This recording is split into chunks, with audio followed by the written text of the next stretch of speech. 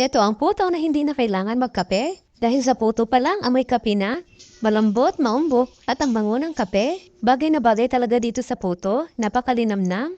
Kaya try nyo na rin gumawa ng kape. Este puto na may kape. Pwede nyo na rin ito isama sa recipe ng puto business nyo.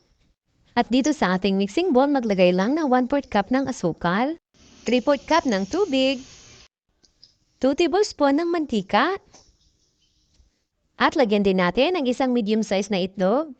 I-mix-mix lang natin itong mabuti hanggang sa matunaw ang ating asukal.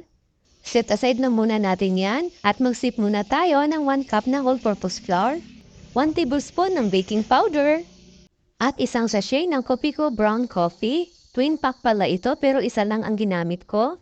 Kung may ibang brand kayo na gusto na kape, pwede naman po. At lagyan din natin ng isang sachet ng powdered milk.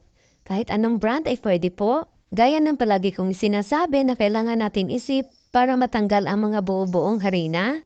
At ihalo na natin dito ang mixture natin kanina. At imix-mix lang natin itong mabuti hanggang sa mag-well combined ang mga ingredients. At kapag okay na at ganito na ang consistency na ating mixture, salain lang natin ito ulit para walang lumps o mga buo-buong harina at para din smooth ang ating puto. Ayan, at imix lang natin ulit itong ating mixture. At i-ready na ang ating mga puto molder. Hindi na po ako nagpahid ng oil dito sa ating mga molder. Basta tandaan niyo lang na palamigin muna ang puto bago i-mold para hindi dumikit. At lagyan lang natin ng cheese para mas malinamnam. At lutuin lang po natin ito ng 12 minutes in medium heat. After 12 minutes, ayan na, luto na ang ating napakasarap na Kopiko puto.